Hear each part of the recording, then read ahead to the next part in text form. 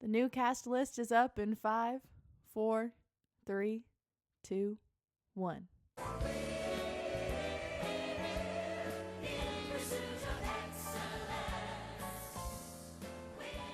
Welcome back to the cast list. Never, ever do that again. I'm Patrick. And I'm RJ, and we were having such a good day.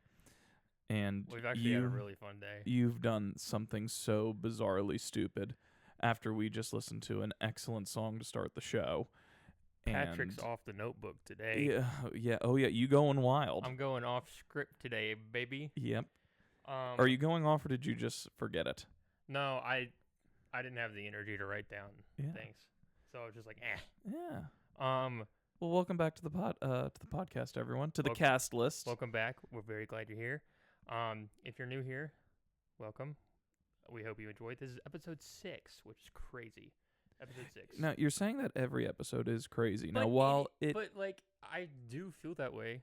While it is crazy, we have gotten into a rhythm. They say it takes 3 things to, get into a rhythm. Yeah. I say when we get to like 10, 20, then it's going to be crazy. Yeah, true. Okay. We do have a good episode for you today. It's our first director interview ever. Yeah, we later on in the show, we're going to have Holt Kirkindoll, director of Children of Eden here at the Art Center of Cannon County, hear his behind-the-scenes thoughts on all things Children of Eden. Yep. Before we get into it, I do want to talk about what we did this morning. We've had a very, very fun day. At time of recording today, it is a Good Friday on April 3rd, Friday, April 3rd. Easter is coming, even though this episode comes out Monday after Easter. Big Boss Beth. What on earth? Big Boss Beth. What on earth is going on with you? Pull it together. Big Boss. This is episode 6. I was a and it's crazy. Is it say it 5 times fast. Big Boss Beth. Big Boss Beth. Big Boss Beth. Big Boss Beth. Big Boss Beth. I didn't mess up once. Well, listen fast. Big Boss Beth. Big Boss Beth. Big Boss Beth. Beth. Paint me a Birmingham. Beth. Do you hear that? Yeah, your recliner's My squeaking. recliner is like squeaking.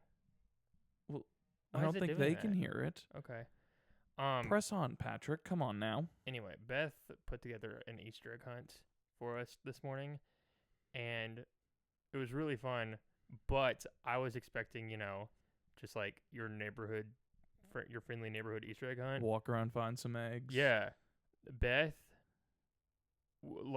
if you ever need to hide anything, give it to Beth to hide. Beth made it impossible. This Easter egg hunt lasted an hour and a half. It took, how many of us were there? There's you, me, the whole staff. You, me, Cameron, Marion, Amanda, Corinne, Heather. Is that everyone? I think. You. Yeah, so 7 to 8 people. Yeah. It took us an hour and a half to find about 70 eggs in this building. Yeah. I did find one of the golden eggs, though. Yeah, what was in the golden egg? I didn't even find out. The golden egg had a lot of candy, but then it had a number in it, so Beth also put together like a prize table full of like mystery items, and she crushed it for Easter. Yeah, there were like different numbers and different eggs, and like based on your number, it determined what prize you got. Anyway, I got a really nice gift card to Puckett's in the golden egg. Okay. Yeah. So thank you, Beth. I've said thank you already to you, but this is me saying thank you publicly on the internet. But as a result of us You're doing awesome. this, That was so fun.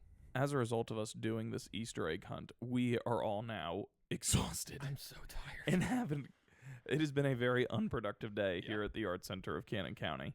Yep. But as always, we will press on, and we will give everyone the highest quality podcasting episodes that only Patrick and RJ can provide here on the cast list. Go team, go. Last episode we talked about our process with the dragon we're building for the Hobbit. For Smog update of the podcast. So for this week's Smog update, first of all, he's way bigger than I thought he was. Yep. And this is probably week 3 or 4 working on him. And we've finished like the main skeletal structure of the head. His first layer of skin. none of the detailing or anything. And then like we've started working on His teeth are done? Yeah, his like massive like horns that he has like behind his head.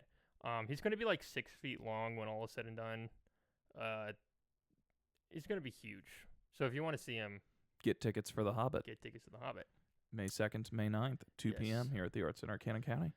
Unfortunately, I say unfortunately. Why? It's not unfortunate. I'm just saying it is time for the businessy segment of the episode. Oh, well, you even thought It's of not- that without your notebook. I Look know. at you go. You're improving. You're getting better. It's not unfortunate though, because actually we have really good news for you, the listener. Well, I think everything we tell the listeners are good news. Well- I've never heard one bad thing come out of our mouths. Ever. Ever. Ever.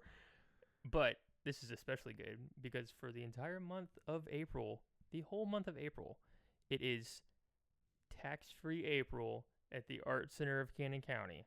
That doesn't mean we're committing tax fraud. No. I want to make that very clear. No, not at all. We're still paying our taxes.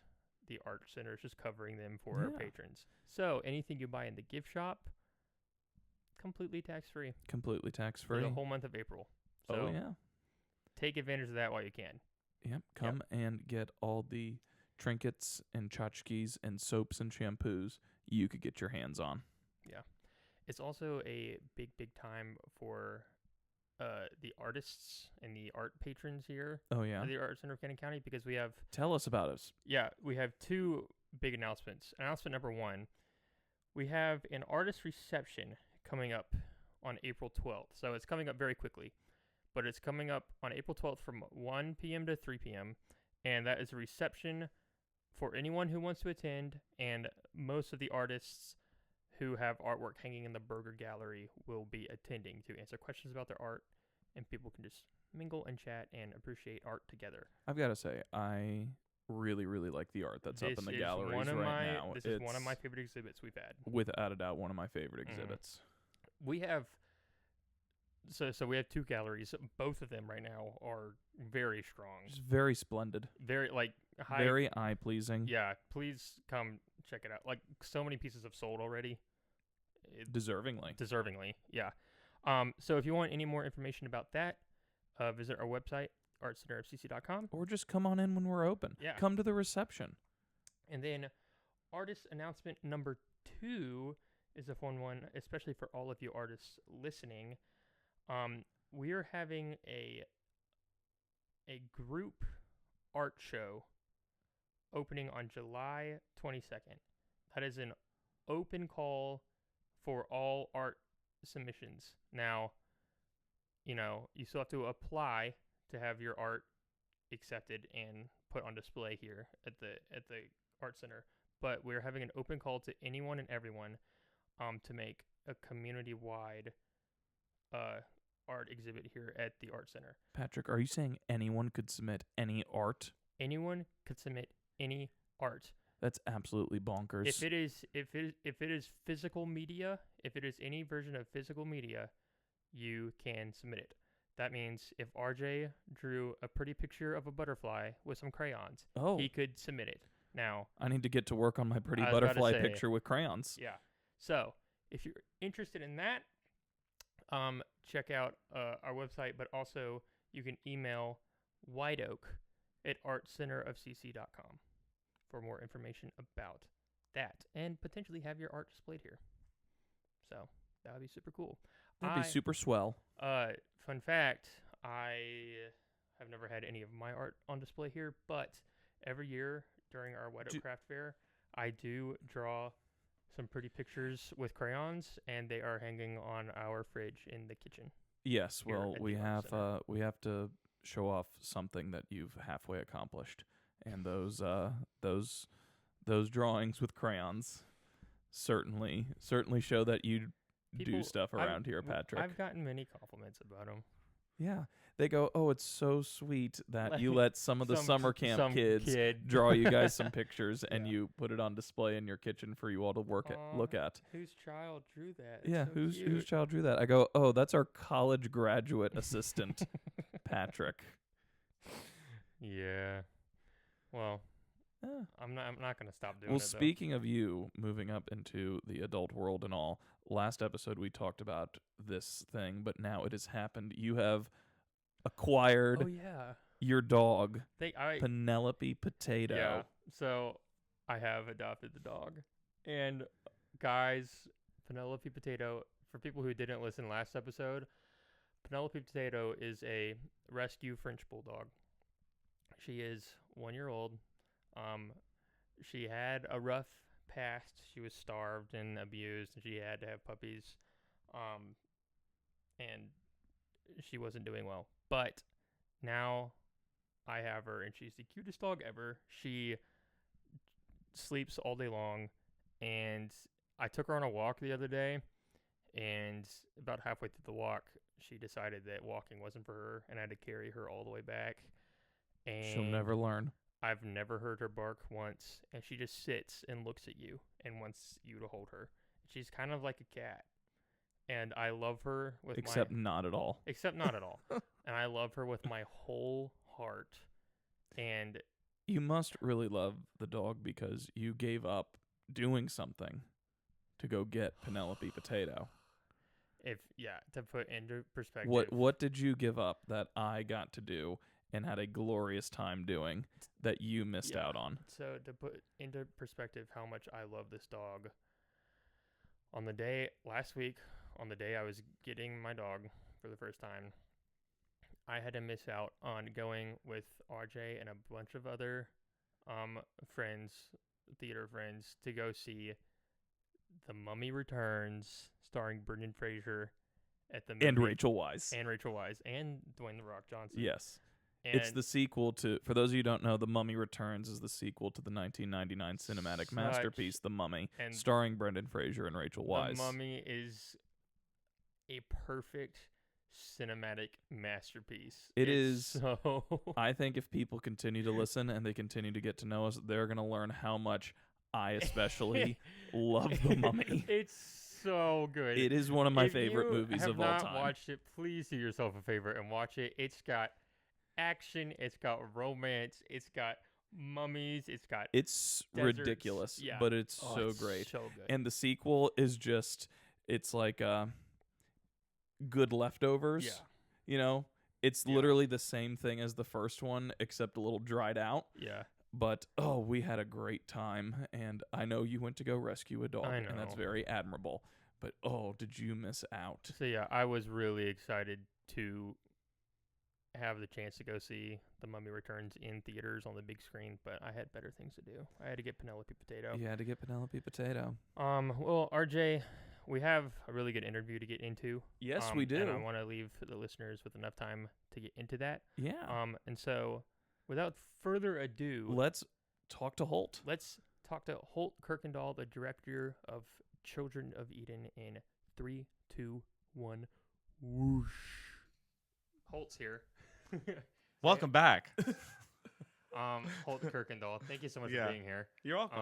We did have technical difficulties before we filmed this, and Holt had to wait here for like half an hour while I figured it out. So I it was appreciate fun. it. Patrick, why don't you tell the people why Holt is here?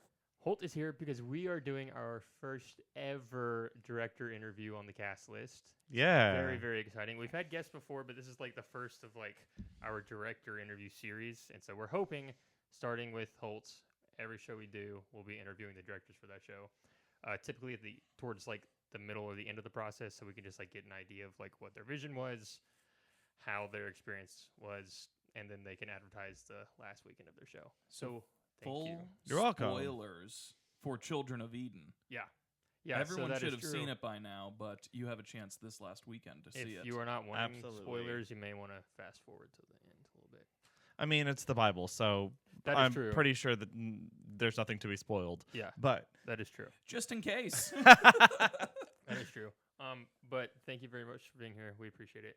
We have a bunch of questions for you, and Okay. then at the end, just so we don't catch you off guard, we have a rapid fire section. yeah, I heard about this. Yeah, so Cam was the first one ever to do the rapid fire section, and so we're gonna keep it going. Cool. And so, I promise to stay as appropriate as possible. Yeah. cool. No pressure. Yeah. So, if you don't mind us diving into it, Okay. I'm gonna pull up my notebook that RJ makes so much fun of me for. Well, it's just he pulls it out and starts talking like a sixth grader. Well, come on, it's Steve with his handy dandy notebook. Okay, I've been compared to that man many times, actually. I even have a recliner. Okay. Just Anyway, go sorry, ahead. sorry. Okay, Holt. Holt. Besides Beth coming to you and being like, "Will you direct the show?" What made you actually want to direct this show? Several things. I think along with RJ, somebody else I know also did, but I actually submitted this show as one of the shows that I wanted to consider for Oh, the really? season. Okay. Yeah, this was in my 15 or 16 that I suggested. This was also my first show ever. When I was 14 and I thought you meant like right now. I was like, no, it's not. no. I was like, dang, you crushed it for Yeah. your first show ever. No, when I was 14 and a freshman in high school, this was the first actual licensed show that I was ever a part of. Okay. Who? Um, What did you do with that? I was show? just a storyteller. Okay. The musical theater program at my high school was, I mean, this was a long before Glee, like 15 years before Glee. But it wasn't really a cool thing to do. But my high school musical theater program was very good Okay. for the time. And I happened to be one of the first freshmen ever let into the class. Nice. And so I just was part of it, but I didn't get any like roles or anything because I was a child.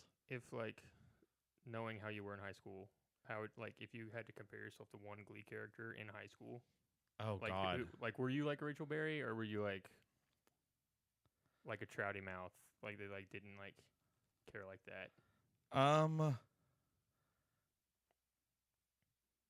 Probably Blaine for obvious reasons. Okay, sure. But also I wasn't really cool, but yet again I was also liked, but I was Sure. also part of the nerd dumb. Mm-hmm. So I kind of fit in everywhere, but also didn't really fit in anywhere. Okay. Okay. No, I can see it. I can see Yeah. it for sure. That took a tangent. I have no idea what we're talking about. Have you never seen Glee? No. You've never seen like any of Glee? I've seen some songs. I may be older, but he is more middle-aged in mentality than I am. Yeah. I am actually like Yeah. a 70-year-old man Yeah. trapped Yeah. in a 30-year-old body. Yeah. No. Yeah, I know. Okay. Back to the notebook. So back to the notebook. See what I mean? He didn't just fire it off the Yeah. cuff. I'm here for it. I'm all for going in the order we. Come I'm- on, conversation. Yeah. That's just what it is. Okay. So can you walk us through like what your directorial take, I guess, would be on the show was? I know that's like a Broad elegant question. way to put it. But, Yeah. But like, what were the themes you were trying to focus on in the show? So there are several facets to how I approach the show.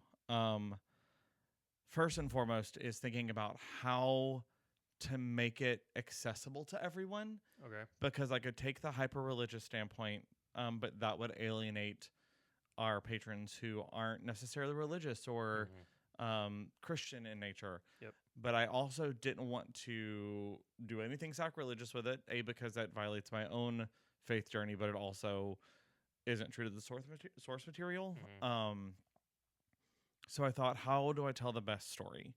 And so I approached it as a family story, because that's essentially what it is.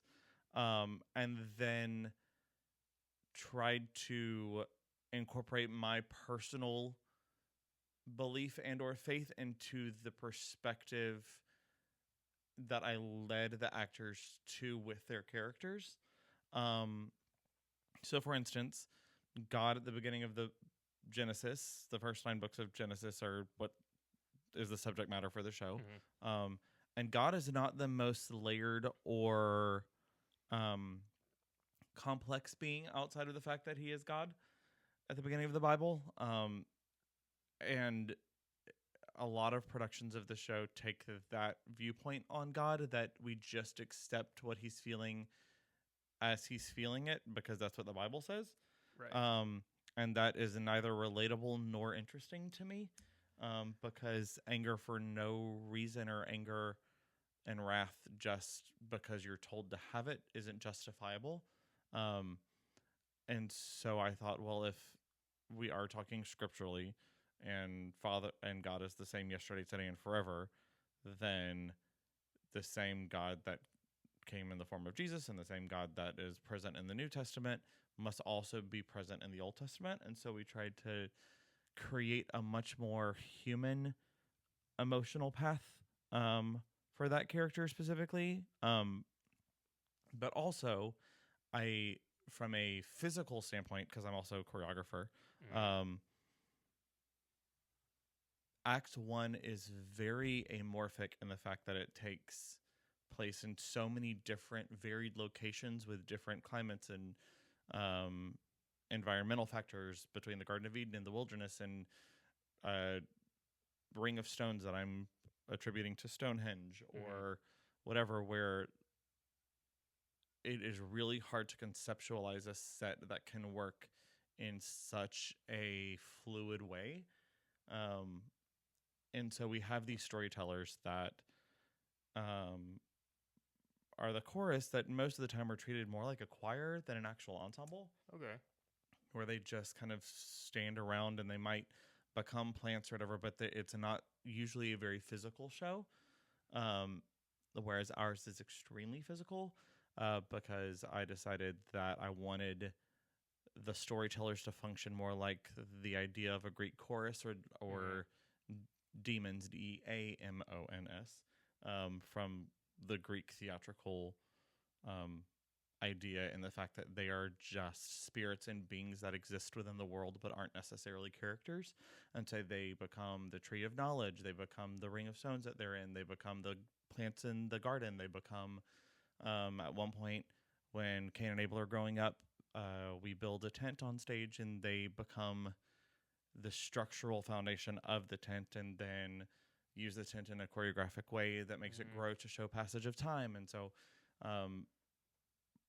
the other, I guess, viewpoint on my directorial take is how to incorporate the ensemble in a way that is effective and story driven without having to add anything to the story. Yeah. Speaking of that with your storytellers and all, because this is, I'd guess heavy is the best way to describe the source material. I mean, you have someone as the father who is the representation of God. When you were going through casting, like, what were you looking for? Were you hoping for? Because you have a stellar cast. I do have a stellar cast. Adam and Darcy Pingle, Tucker Young, Wesley Cox, I mean, are just absolutely flawless in the show. Rachel Ottman, Rachel who's Ottman, flawless in everything she does. Absolutely. But with this, you know, that you're trying to walk the line of you don't want to be sacrilegious, but you're still telling the story. What were you looking for in casting? And then when you got to rehearsal, how was that process? So that's a really interesting question, in the fact that it depends on the group of characters.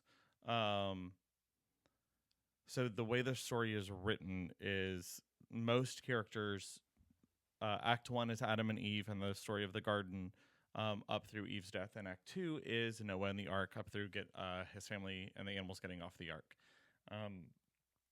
And so most actors in the show play one character in Act 1 and one character in Act 2. And so specifically for Tucker and Darcy, who play Adam and Eve and Noah and Mama Noah, I needed versatility because, I mean, specifically Darcy has to play a physical adult with a mentality of a 5-year-old, 8-year-old at the beginning of the show, and then within the same body be able to grow mannerisms and physical stature and wisdom and worldly knowledge into an adult within that really spans about a 10-year, 15-year period, 18-year period. And then again, further age herself to what in the show is probably only about 125 years, but if we're looking biblically, it's probably about 800 years. And so I needed a vast array of physical, emotional, and visual versatility that could be manipulated. And Tucker's kind of the same, especially in Act 2, whenever they both are adults the whole time, but they have to make big kind of ideological shifts. And as anybody who's dealt with an ideological shift, it not only perceives or change the way you perceive the world, but it a lot of times changes the way that you physically move about the world. But then, Wesley and Rachel, who play Wesley, has a huge range because Cain is obviously famous for being the first murderer and whatnot. But then he switches from that kind of angsty, angry, resentful being that is fully realized and the audience kind of gets to relate with where that comes from to the typical kind of love interest, the doe-eyed male ingenue, and Rachel is the same. While Rachel has more of the heavy lifting of grappling with what is her faith and how does it affect her character and how the character is able to ask questions while maintaining the core element of faith. And so there had to be a real vulnerability there as well. For Adam as father, I had a few people that I knew kind of in mind that I was wanting to come audition and considering if they did happen to come audition. But the biggest issue for me outside of being able to, physically do the role and vocally do the role was what was the quality of human? When you're putting somebody on stage as God, it cannot be somebody that I feel the audience looks around as like, that's a crappy person because they're mean to everybody else. They're talented, but they're crappy. I can't accept them as a loving father. I can't accept them no matter how good of an actor they are, because then they see them. Great point. They see them as human. They don't see them as ethereally positive. They also have to be able to grow a wicked beard. That was actually his choice. Really? I didn't. So I was wondering if you made him do that or not. No, visually for the cast, I told them that I didn't want them to make any cosmetic changes that they didn't feel served the character that they were. Interesting. They were able to keep all tattoos. They were able to have whatever hair color they wanted or hairstyle. They could keep any piercings. They could have facial hair, not have facial hair. The only requirement that I have, and this is pretty typical, is glasses wouldn't have really functioned well. Yeah. And just for the show, especially with the amount of movement that they do. But as far as visually, I told them that it was important to me that we had as many visual representations on stage as possible. Because another thing with making the story accessible is I wanted, I was really adamant about having people of color in our show. Because I wanted anybody who came to the audience to look on stage and be able to find somebody that they related to or that they saw themselves in, so that they could have more buy-in to the story. Because this subject matter can be alienating between religious trauma or just growing up in a different faith or having a very specific idea of what the Christian faith looks like. Being able to relate to the story is the first way to get the message out. And so I actually didn't put anything on them about how they looked. That was completely Adam's idea. Listen, I just have to say, I'm loving this. I could sit here and listen to a director talk about their show for hours on end. Well, thanks. Yeah, it's again, as we said, the show closes this weekend. Everyone needs to go see it. Patrick, go to your notebook quickly because I have another question, but I think it's going to lead into what's on the notebook. Well, then just ask if you have a question. Then what's on your? All right, it's so it's obvious. The first act is Adam and Eve in the Garden of Eden.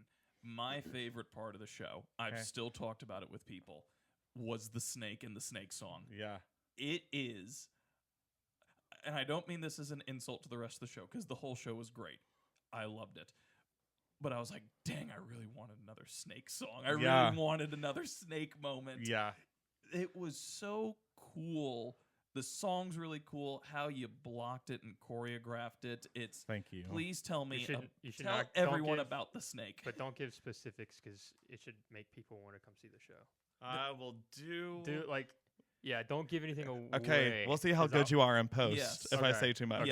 Okay. Because I want to. We already told people to fast forward to come see the show. Fast forward, see the show, then come back and listen to this episode because it's going to be just the cherry on top for you. So there are several takes here. First of all, the 5 people who make up the snake: Paige Lovell, Cameron Clark, Caroline Humphreys, Dylan Ellis, and Logan Stewart are just powerhouse performers. They're just absolutely brilliant. because I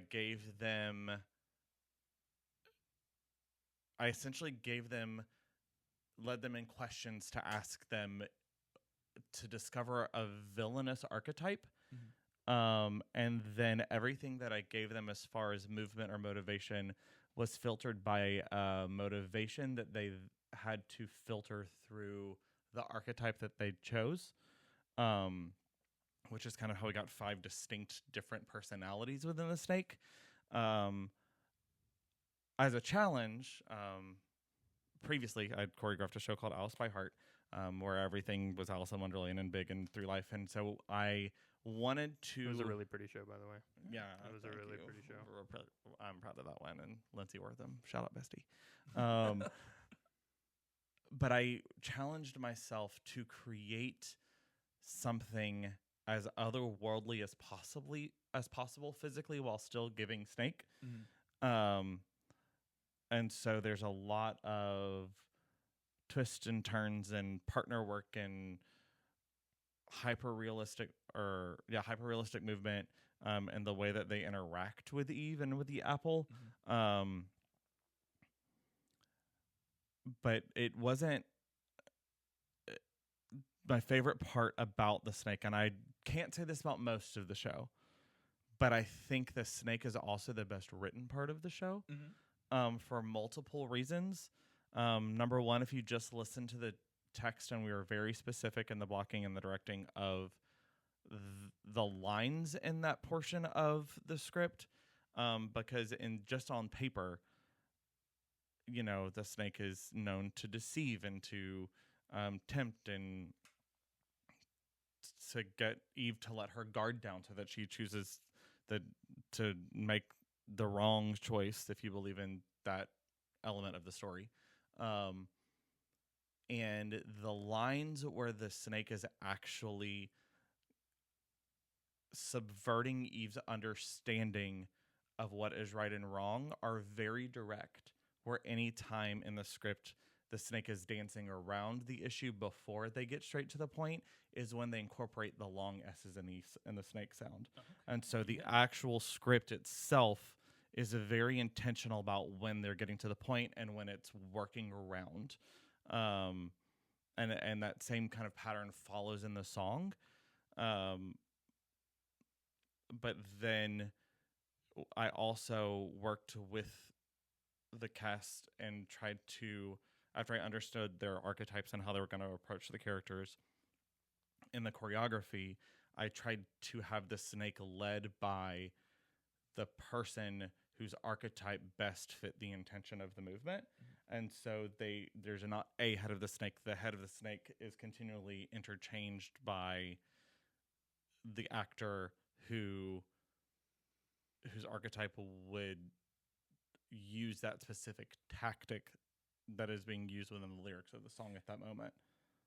It's really fascinating what you just said, because it's how you gave them different archetypes, and how you said not one is the head of the snake, that it sort of functions and switches around, because it's just one of those light bulb moments where I subconsciously was like, I'm like, yeah, I saw all of that. It makes so much complete sense. And it's how, just kudos to your actors and to you, because you gave them, go make these archetypes. And I'm assuming they all came up with some sort of difference, something. But how well they complement each other and just really form that bond and that team. Well, that's something that I love, collaboration. There are so many leaders and directors and anybody in authority who, if they've relinquished any decision-making skills, it feels like their vision is threatened. And I believe in the absolute opposite. I mean, Adam Pingle will tell you a story where we were in read through and he read something, and it's where he was coming in and trying to kind of disguise himself was the intention that he was feeling first. And so he threw out the idea of wearing those stupid light glasses with a nose with a mustache. And I was like, okay, talk me through this. Help me understand. He's like, I'm just kidding. But like, if an actor comes to me and says, I feel this for this moment, what do you think? I'm like, try it.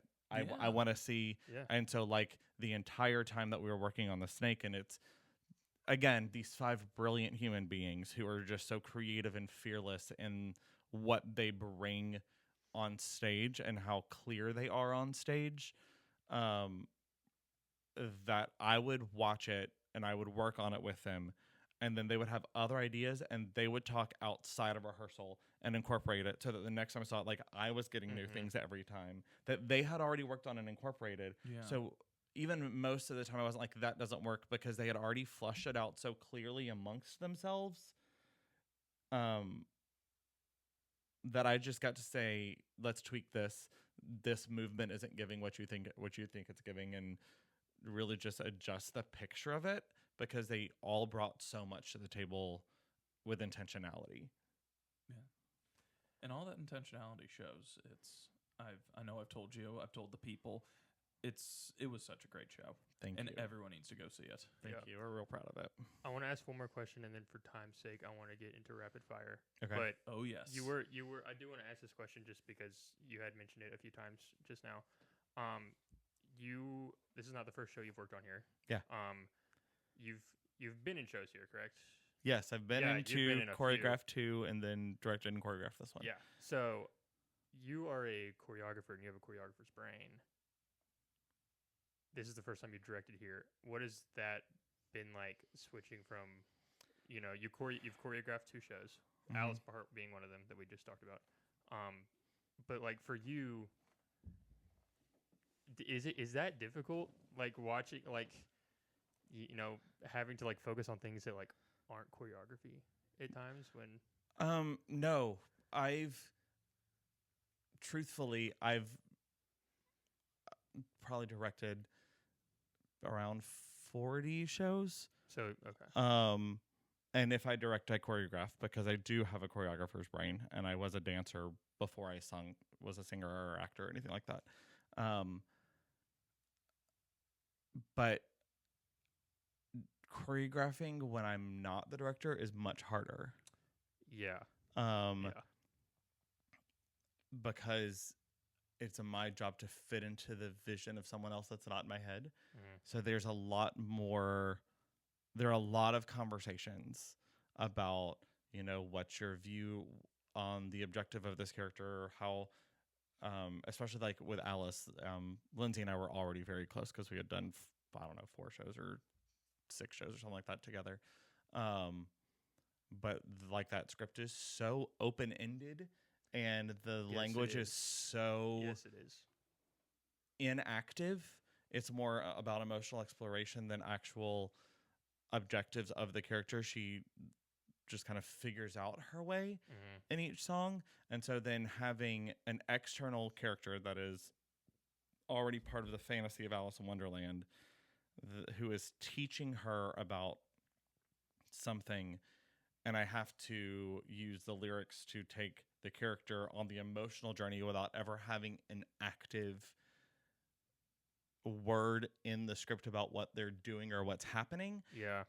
Lindsay and I had so many in-depth conversations just about how we wanted to exhibit that on stage. And when I'm directing, the whole vision's in my head. I know where it's all coming from. And so it's not really very different, but I approach choreography just like I approach direction.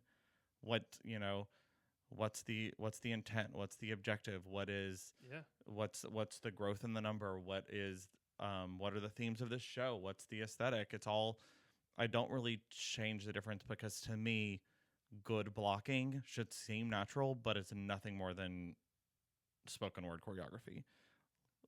Like, where the picture that the characters are creating on stage should tell more of a story than the dance, sometimes purely because there's not music underneath it to add the emotion to what's supposed to be there.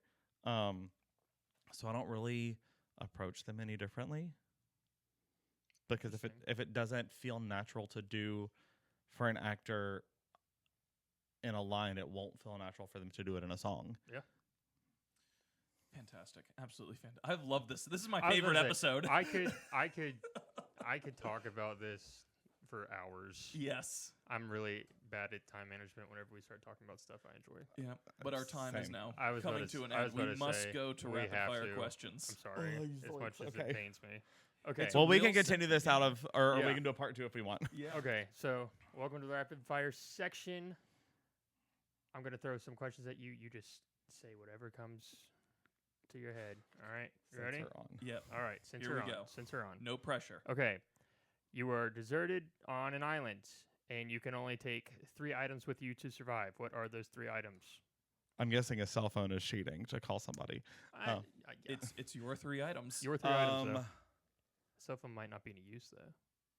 Correct. Might be out of range. Rapid fire, rapid fire, rapid fire. A book that I will come up with a title later because that's what I like to do in my spare time. A source of fire and a hatchet because I can build a structure and I can set things on fire to cook. And yeah. read. And Wonderful. read. And Okay. Pick any show to direct. Dang. There are so many. rapid fire. I know. I'm gonna go through my phone and just pick the first one. Oh my Because gosh. there are so many. A chorus line. Ooh, pick any show to be in. Company. Rapid fire, Patrick. Who's lasting longer in the apocalypse, me or RJ? RJ. That's 2. That's the second week in a row they picked you. What kind of apocalypse? Zombie. RJ. Dang it. Purely because I think if a zombie was, chasing after him, I do believe that he could beat down a door. Okay. I have. Final question. Who is winning the Major League Baseball World Series this year? The Savannah Mermen. I don't freaking know. Merman. I neither know nor care. The Savannah Merman. I don't know. Yeah. I don't want the Yankees to win because who likes the Yankees? No, that's your answer. We take it. Yeah, we accept it. sure. Just cover up my Yankees hat. Thank you so much. Thank for being you, on Holt. this You're episode of the welcome. Thank Cast you. List. Thank you This for has been having me. So insightful. Yep, the first director on the show. Yeah. Yay. Thank you so much, Holt. Thank you for your time. My pleasure. Absolutely. Thank you. Your last chance to see Children of Eden is this Friday and Saturday. Tickets on sale by Please them. come. They work so hard and they deserve to be seen. You will regret it if you miss this one. I promise you that. All right. Thanks again, Holt. You're welcome. Thank you. Thank you so much, Holt. It was very exciting to have our first ever director interview. It was so enlightening. I love talking to directors about their show and their process. You get to really not that the show wasn't clear, but you get just such a greater understanding and appreciation for Children of Eden, and you all should definitely get tickets for the final weekend. Yes, you should. There's one more weekend left. Now, you have Friday, Saturday, and Sunday to see it because we took Easter Sunday off. So you still have 3 more chances. So please get those tickets while you can. Do not miss out on Children of Eden here at the Art Center of Cannon County. Out. Now, RJ, it's the end of the episode, which means we need to read emails. We got an email. Guys, we got an email. I can't wait. Oh, I also forgot to mention, What? before I get into the email, I totally forgot to mention this. What, Guys, Patrick?